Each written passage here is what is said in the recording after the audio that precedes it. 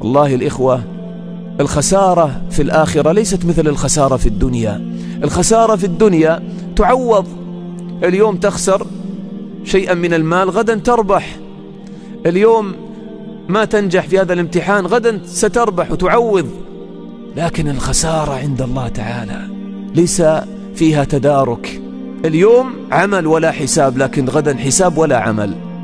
إذا جاءك الموت تقول رب ارجعون لعلي أعمل صالحا فيما تركت. كلا إنها كلمة هو قائلها ومن ورائهم برزخ إلى يوم يبعثون.